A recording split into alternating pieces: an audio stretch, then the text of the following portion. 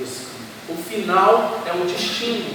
Você quer ver? Essa bichinha aqui, ó, chegou aqui, triste, abatida, não querendo saber nada com a igreja, e eu falo porque eu estou incentivando ela a botar isso para fora, como eu falei para a pastora. Eu cheguei para a pastora Sandra e falei: você teve um casamento abusivo, você teve um casamento que tentou te destruir, você tem duas escolhas, ou rompe em Deus ou morre. Ela decidiu romper, já pregou no Chile.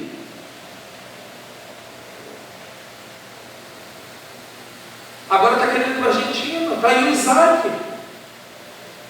Eu botei o Isaac para pregar numa reunião de líderes, para mais de 500 líderes, na Argentina. O Isaac sacudiu uma geração. Quando acabou, os jovens rodearam, os músicos rodearam. Presta atenção, querido. Líder é fundamento para se levantar a estrutura que é você. Quem aparece é você, mas quem está embaixo é o líder. Você está entendendo? Mas presta atenção nisso aqui, olha. O líder me envia o que eu preciso ser, que é você. Então, quando você recebe o manto do líder, o que você se torna? O que você se torna? Líder. Então, como você se tornou líder? Como você se tornou líder? Vamos lá, de novo. Aqui está agora você. Você se tornou líder. O que você vai fazer? Liderar. Só que nesse processo, para você liderar, o que você aprendeu com o seu líder, você vai gerar na sua trajetória para começar a liderar. Tem lugar para todo mundo. Por isso não precisa nascer rebelião. É óbvio quando o líder é curado. Porque quando tem líderes aí que quando vê a ovelha crescendo mais do que ele, meu irmão, ele entra no terror. Que os meus líderes cresçam mais do que eu, e eu possa ficar em casa e nem vir no domingo na igreja. Pastor Daniel, que os seus líderes cresçam e no domingo você possa deixá-los ir para a praia descansar com sua esposa. Que isso, apóstolo? Meu irmão, a gente também tem direito ao descanso. Que os líderes de Malé cresçam para que os pastores possam abrir outros ministérios. E, poxa, não fez férias para a senhora. Recebe aí. Recebe então. Vamos para o Chile, então no frio. Então, o que acontece? Você começa a liderar. Então você não tem ganância por isso aqui, ó. Porque deixa eu te falar, a rebelião, ela não acontece quando você a pratica. A rebelião acontece quando você permite o orgulho entrar dentro de você. E subiu no coração de Lúcifer um sentimento de assentar acima do trono de Deus. O que entra para gerar rebelião é uma emoção fragmentada. O pastor brigou comigo, eu vou provar para ele que com o meu dom eu posso abrir outra igreja. Amém? Vai, Lúcio. O problema é que você deixa de ser estrela da manhã para ser adversário.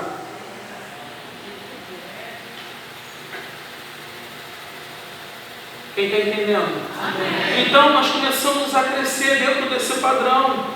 Então, quando não há submissão ao líder estabelecido, eu começo a criar bloqueio nas regiões celestiais e minha vida não começa a romper. Entenda uma coisa, comece a romper. Ah, apóstolo, eu tenho dificuldade. Gente, já estou terminando. Eu tenho dificuldade. Amém? Vamos tratar. Mas a gente já tomou tanta pancada que quando a gente fala assim, me submeter a um líder. Sabe o que aconteceu aqui na igreja? Na fase da rebelião, muitas coisas o apóstolo era culpado, mas tudo que foi levado para gabinete, antes de ir para gabinete, era apontado para os amigos. Se você quer aconselhamento, não leve para os seus amigos o que você vai levar para gabinete, porque depois você vai culpar o líder de expor a sua vida quando não foi o líder, foi os amigos. Mas como você acha que é amigo, aí o que você faz? Não, o problema está no líder. Mas por quê? Que o problema sempre sempre vai estar no líder, porque infelizmente nós temos dentro do Brasil o bloqueio de Satanás que se gera orfandade. Então, quando fala de paternidade, nós retrocedemos, porque nós não temos a figura de um pai bondoso, de um pai que cuidou da gente, e a gente transfere tudo isso para Deus. Então, quando você fala de ter uma paternidade que o líder pode ser um pai, você já treme na base, porque você não quer ser corrigido. Porque pai fala não. Preste atenção, um pai, ele fala não, e você decide obedecer ou não. Um líder, ele te orienta. Está entendendo? Eu prefiro um pai, porque mais do que orientação, eu preciso que alguém me pare antes que eu caia no buraco. Por isso Deus tem levantado nesses últimos dias a paternidade, porque o líder vai ver aquilo que você não vê. Escuta, a alma fala. E quando nós estamos abalados pela nossa alma, nós retrocedemos no caminho. E o que acontece? Nós começamos a ouvir outras vozes. E presta atenção, a voz da alma é parecida com a voz do Espírito Santo. Porque a voz do Espírito fala no teu interior. E se você não tiver um equilíbrio para entender qual voz está falando, você começa a gerar um padrão super espiritual e você começa a ver o seu líder de uma maneira diferente. Repita, rebelião não é atitude. A atitude já é resultado da rebelião que já está plantada no coração. E o problema é que a rebelião tira você do governo e te joga para ser julgado. Presta atenção, Lúcifer representava os céus. Lúcifer, o significado é estrela da manhã. E quando ele é lançado à terra, ele passa a ser o quê? Adversário. Ele passa a ser o quê? Diabo. Quando você sai da sua esfera de governo por não entender quem você é, o seu nome, que representava a sua chamada, a sua identidade, é apagado e você recebe o nome de Adão.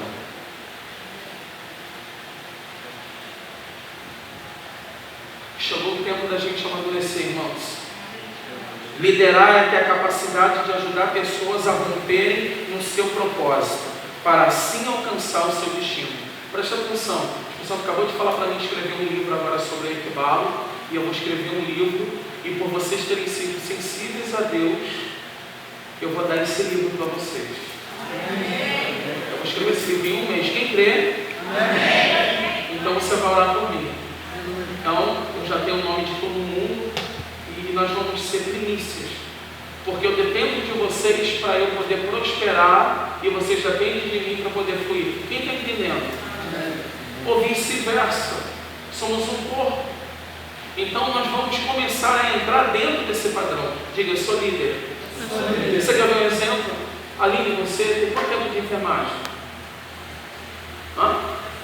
17 anos. 4 anos atuando. Já teve erros? Teve, óbvio. Já aplicou alguma injeção que vazou do outro lado? Não, eu já. Errei. E eu tive que assumir a responsabilidade. Quem não assume a responsabilidade é menino.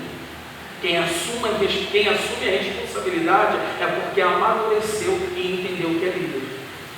Todo líder ele carrega o entendimento do fardo da responsabilidade. Porque a gente só olha líder no glamour. Quem estava aqui de preto, olha como é que ficou bonito. Depois que botar o rebaixamento, aí o que as fotos vão ficar lindas. Glamour. Meu irmão, para pintar isso aqui, só eu e a pastora Sandra sabe o quanto a gente pagou o preço. Para passar a máquina no quintal aqui, sol de 40 graus. Falei para a pastora vai resolver o outro lado e vai eu lá. Mas você não é apóstolo? Apóstolo não manda? Não, apóstolo mete a mão na massa. E caiu com a máquina. A pastora, me dá 40 graus. Eu falei, não tem problema não, me dá água. Então eu vou lá. E daqui a pouco está o filho da Camila atrás de mim, Kaique, posso ajudar? Pode. Eu achei que o bichinho ia me atrapalhar nada, ele pega no carrinho e vai juntando o mato, botando.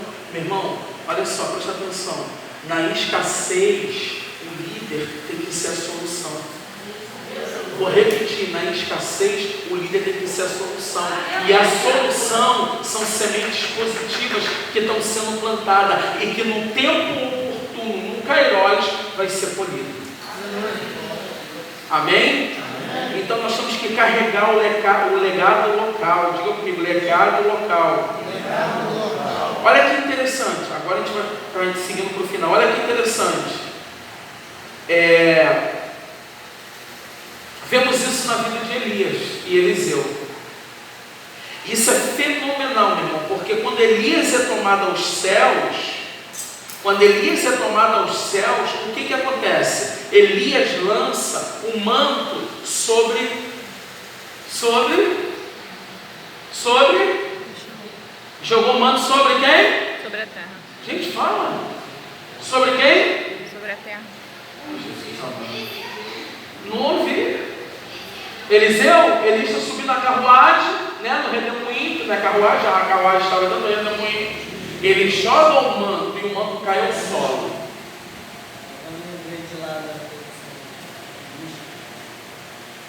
Mas Eliseu sabia que ele tinha que continuar o legado. Eliseu poderia ter, meu Deus, presta atenção aqui. Eliseu, ele poderia ter feito isso aqui, olha. Elias, meu Deus do céu. Olha como é que, gente, isso é tremendo. Elias está sendo tomado aos céus. Ele joga o manto. Diga comigo, manto. O manto cai aonde? No solo.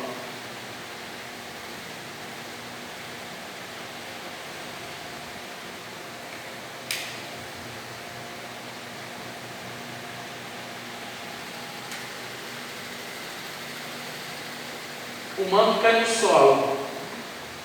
Elias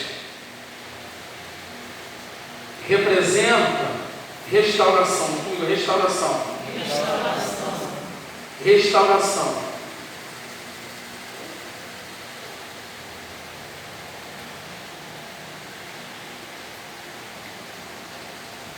Malaquias 4. Elias representa a restauração. Porque Elias restaurou o altar que estava em ruína em Israel, que foi quebrado pelos profetas que cocheavam entre Deus e o Senhor. Será que está assim hoje? Mas eles quebraram porque com Jezabel eles tinham salário, com Deus eles tinham que orar para ter provisão. Então é mais fácil eu me corromper e ter a facilidade do que eu gerar e esperar o tempo de Deus. Por isso criamos movimento e entretenimento dentro da igreja. Agora presta atenção. Elias sobe aos céus. Isso significa que Elias cumpriu o quê? A carreira, sim ou não? Sim. Mas Eliseu andou do lado de Elias, sim ou não? Então Eliseu está dentro daquela paradinha que nós fizemos aqui, ó. Elias e Eliseu. Lembra da paradinha? Então o que aconteceu? Eu me torno líder porque eu estou seguindo o líder. Agora presta atenção. Eliseu viu Elias fazer tudo e aprendeu. Eliseu podia sair e fazer? Sim ou não? Sim. Mas Eliseu, ele entendeu. Gente, isso é muito forte, está descendo aqui, por isso que eu estou devagar, porque eu estou tentando assimilar. Eliseu entendeu que não era um ministério, era um propósito para gerações. Eu creio que o Senhor mostrou para Eliseu o futuro. A Bíblia não fala, mas eu creio. Sabe por quê? Naquela hora, Eliseu poderia ter virado as costas e ter ido embora e ter aberto o ministério dele, o ministério de Eliseu, e operar as mesmas coisas que Elias operou. Sim ou não? Sim. Só que Eliseu entendeu que se ele parasse ali naquele momento ele iria interromper um ciclo geracional. Ele iria paralisar a unção de Elias, que era, obrigado, filho, que era para o final dos tempos, porque a Bíblia diz que Elias voltaria para restaurar o coração dos pais aos filhos, dos filhos aos pais. E diz Atos capítulo 3, versículo 21, que os céus estão retendo quem? O Cristo, de voltar enquanto as coisas não forem restauradas. Todas as coisas vão ter que ser restauradas para que Cristo volte. E quem tem a unção de restauração? Elias. Então o que aconteceu? Eliseu fala: peraí, eu não fui chamado para criar outro ambiente ou para criar outra religião, eu fui chamado para continuar o legado. Eu decido continuar o que o meu pai formou, eu coloco o meu legado e sigo. E escuta, quem decide seguir a paternidade recebe unção dobrada. Porque Elias começou a operar da unção dobrada. E escuta, tem até honra, porque quando Elias morre, depois de morto ele ainda ressuscitou uma pessoa. Porque o soldado, quando é jogado na cova de Eliseu, quando o soldado é jogado na cova de Eliseu, o soldado ressuscita. Eliseu carregou a unção dobrada. Escuta, a paternidade, ela nos leva a nos transformar numa unção dobrada. Quem está aí? Amém. Então o que eu preciso entender é isso. Eu preciso ter um pai espiritual que me leve para o meu destino. Meu irmão, tem muita igreja caminhando sozinha. E por quê? Porque estão ofendidos, porque passaram por problema. Querido, mais do que os apóstolos, não tem quem passou por problemas, e nem tanto eles não deixaram de fazer. Paulo com Silas dentro da prisão deveriam estar cantando: um terremoto vai acontecer aqui, e as cadeias que me cercam vão cair. Mas o que Paulo fez? Ele começou a adorar, porque eu me torno semelhante a quem eu adoro. E Silas deve ter começado a cantar junto. Na minha dor, abaixo me cantarás. Por quê? Porque você tinha um modelo. Quando não se tem paternidade, você se torna órfão. Porque você prefere um líder religioso que te instrua, mas que não te dê destino. Escuta, orientação não significa que você vai conquistar. Você pode receber informação, mas não conseguir. Alguém tem que abrir a porta. Quem está entendendo? Então nós precisamos entender isso. E o que traz esse equilíbrio dentro da igreja? Falando agora, o que traz esse equilíbrio dentro da igreja? A igreja é apostólica e profética. Fala comigo. Apostólica e profética. A igreja é apostólica e profética. E nós precisamos entender isso. Quando nós entendemos que a igreja é apostólica e profética, nós vamos entrar para um novo tempo. Nós vamos entrar para um tempo de honra. Um tempo de honra para a manifestação daquilo que Deus tem para a nossa vida. Se eu não entender esse processo, eu vou começar a achar que a igreja é só mais uma manifestação de uma ideologia. Ai, poxa, já estou cansado. Meu irmão, se a gente não tirar tempo para aprender, nós vamos ser seduzidos por engano. Então, você precisa começar a entender esse processo, que a igreja de Cristo, ela é apostólica, que a igreja de Cristo, ela é profética. E dentro desse padrão, você vai começar a ter um equilíbrio de não permitir que a igreja seja descontrolada. Porque quando a gente não entende o processo que a igreja passa, nós começamos a levar a igreja na tendência do momento. Mas quantos eram os discípulos? 12. Aí os discípulos, eles são levantados a quê? Ao quê, Bruno? Não entendi. Apóstolo. Por que ele não levantou 12 pastores? Por que ele não levantou 2 evangelistas? Porque apóstolo foi chamado para trazer fundamento. Porque onde não há fundamento, qualquer edificação quebra, rompe. Só que virou moda hoje. Eu vejo gente. Se já fui pregar num lugar, no outro dia o líder da igreja virou apóstolo. Eu falei, Jesus, como é que é isso? Agora você paga 3.000 para um determinado apóstolo no Brasil e te ordena apóstolo. Ainda faz uma cerimônia. Meu irmão, entenda uma coisa: ser apóstolo não significa que você vai ser honrado, não. Ser apóstolo é ser perseguido. Ser apóstolo é sofrer. Os apóstolos de Cristo padeceram. Os apóstolos de Cristo sofreram. Os apóstolos de Cristo ficaram paralisados. E quando a gente entende isso, a gente começa a entrar para um novo tempo. E você começa a entender, então peraí, por que apostólica e profética? Porque ela precisa ter direções dos céus. E os profetas trazem essa direção. Agora, com qual finalidade? Abra sua Bíblia em Efésios. Efésios 4.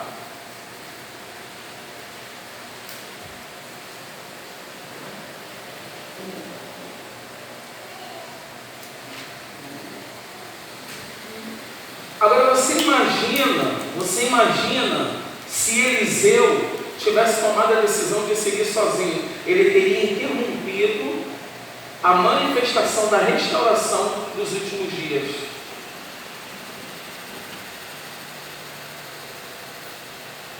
E nós não teríamos a possibilidade de trazer a restauração de todas as coisas. Você já reparou que o que mais tem problema hoje, dentro da igreja e no mundo, é a questão de paternidade? Quem já reparou isso? Você já reparou que nesses últimos dias os pais estão se tornando abusivos dos seus filhos? Quem tem visto nas redes sociais, na televisão, na mídia, pais que têm matado filhos, pai que tem abusado de filho? Isso está muito grande, irmãos. Mas o que precisa acontecer? Os filhos maduros se manifestarem na unção de Elias para gerar restauração nos lares da nossa cidade. Então nós precisamos começar a entender. Então o que acontece aqui? Acontece um equilíbrio, porque o apostólico está aqui e o profético está aqui, ó. Então a igreja está no meio. Então ela não pode se tornar tendenciosa para não haver desequilíbrio. Então, quando há um equilíbrio, você consegue manter reto, alinhado. E tudo que está reto e alinhado tem condição de receber fundamento. Todo projeto desalinhado, em algum momento, ele quebra. Quando ele recebe o fundamento. E a Bíblia diz que o único fundamento é Cristo. Então, o que diz em Efésios, para a gente terminar? O que diz em Efésios? Diz assim, olha, Efésios 4, no versículo 10: aquele que desceu é também o mesmo que subiu acima de todos os céus, para cumprir todas as coisas. É Ele mesmo, e Ele mesmo deu uns para quê? Outros para? Outros para? Outros para? Outros para? Mestres. Querendo o quê? O aperfeiçoamento dos? O aperfeiçoamento do santo para a obra do? Para a edificação do quê? Até que todos chegamos o quê?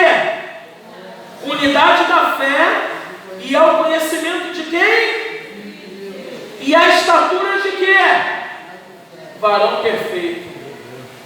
Meu irmão, igreja não foi feita para você ficar rodando, pulando de uma perna só. Igreja foi feita para você exercer liderança, para gerar aperfeiçoamento e transformação na vida das pessoas, para que haja aperfeiçoamento. Quando você entende isso, você começa a se tornar uma pessoa melhor, você começa a se alinhar para o seu destino. Você começa a entender que destino é tudo aquilo que Deus criou desde antes da fundação do mundo.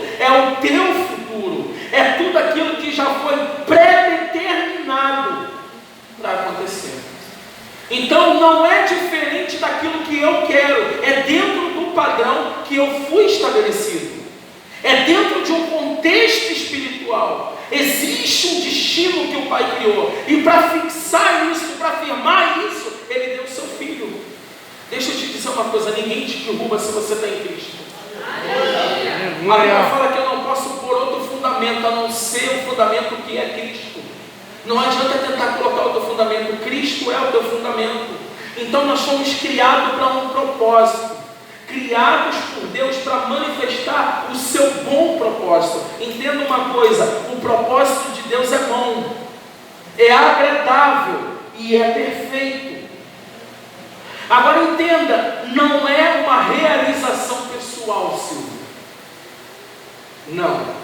Não é uma realização pessoal. Eu não posso me deter dentro daquilo que eu quero. Não, eu vou criar, né, como diz o Lucas, ele vai fundar uma igreja pentecostal, worship e mais o quê? Tradicional, do povo de Deus. Não é projeto pessoal. Eu não tenho ideia, eu recebo a ideia. Venha a nós o teu reino, seja feita a tua vontade. O Adriano pensou que ia ser na quadra, e Deus já tinha determinado desde antes da fundação do mundo que seria no Voz.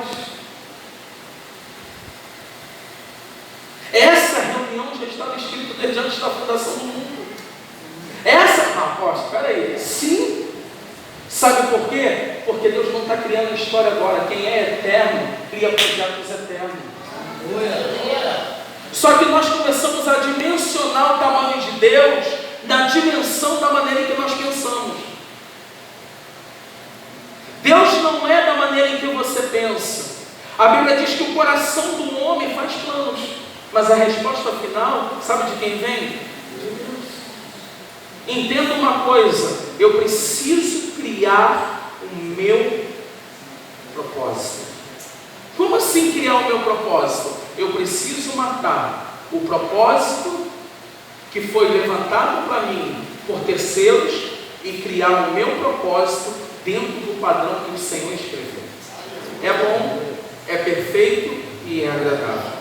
E aonde não há renúncia, não há direção para um destino. Abraão, ele teve que entregar a promessa. Abraão achava que o propósito de Deus para a vida dele e destino era Isaac.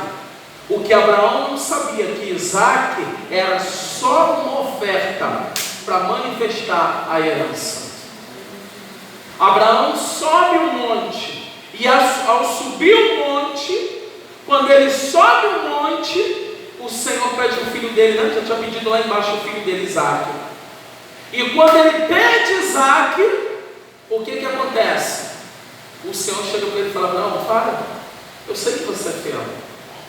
E quando ele olha para o lado, a provisão está do lado. E ele sacrifica o animal que estava preso pelo chifre. Por quê? Porque chifre é um shofar que anuncia uma nova temporada. O que Abraão não entendia é que quando ele subiu como Abraão. Quando ele desceu como Abraão. Ele subiu como pai de um filho e desceu como pai de nações.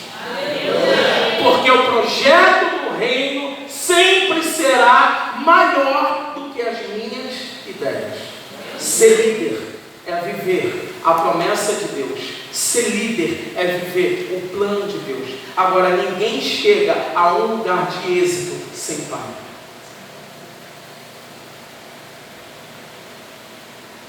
Ninguém chega. Eliseu só se tornou Eliseu porque teve Elias. E se nós não compreendermos isso, nós vamos ficar paralisados no meio do caminho, esperando uma resposta. A paternidade, gente, é muito mais coisa para falar. A paternidade, ela abre o caminho que você não consegue abrir. A paternidade faz você subir aonde você nunca conseguiria subir. Eu ri muito na Argentina, porque essa igreja que nós pregamos, ela tem 10 anos. E em 10 anos só subiu 4 pregadores de fora nesse culto. E o quarto pregador era o Wellington, eu. Na verdade 5, né? Porque o Isaac subiu.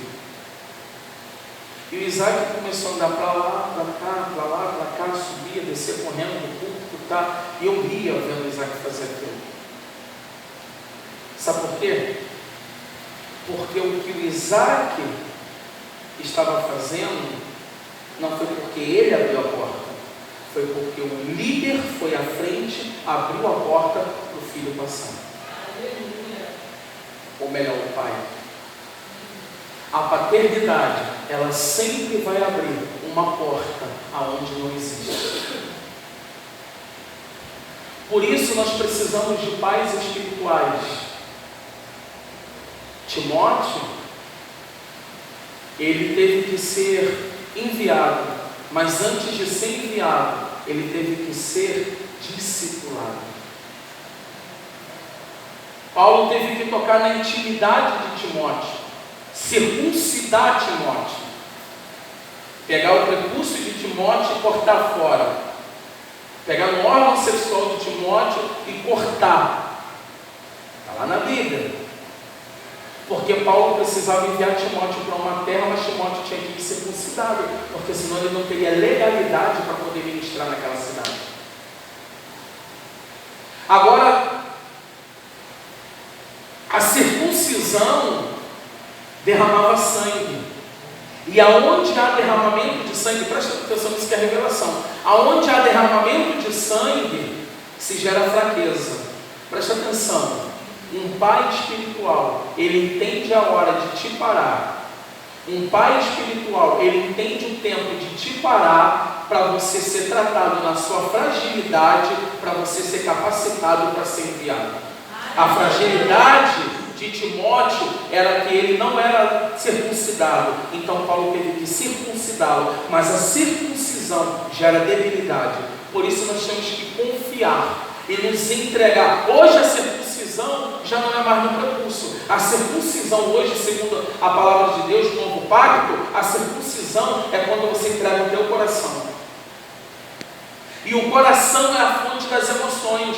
Então o que me faz entender é que as emoções é o canal para que eu possa romper ou não romper. O sentimento, ele me pode levantar como me derrubar. Você quer ver que é tremendo?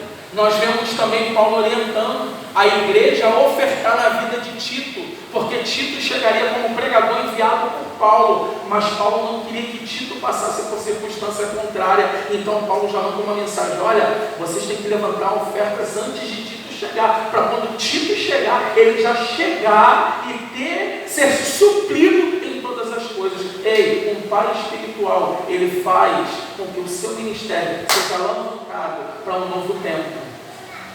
Nova temporada só acontece na vida daqueles que de fato entendem o propósito e se submetem. Por isso a palavra equibalo, a palavra equibalo significa lançado à força para o seu destino, sem direito de resposta, questionamento e de desistência. Ei, você não tem mais chance de voltar atrás. Você foi chamado. E uma vez que você foi chamado, você não retrocede. Você luta contra as suas debilidades, pede ajuda e rompe para o teu sucesso. Ai, eu estou desanimado, eu estou cansado. Vamos tratar. Ai, não, vamos tratar. Equibalo, lançado para o meu destino, sem direito de volta. Não tem como voltar atrás. Ali não tem como voltar atrás. Sim, não tem como voltar atrás.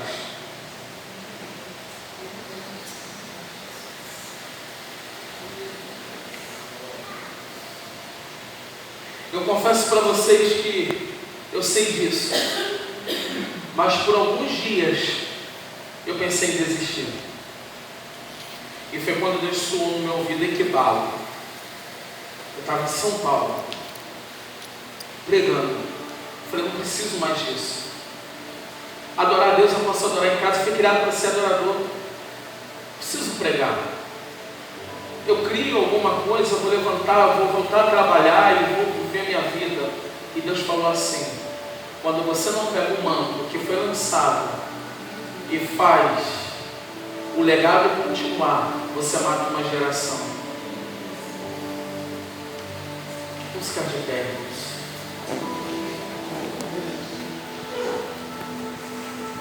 Calabasco,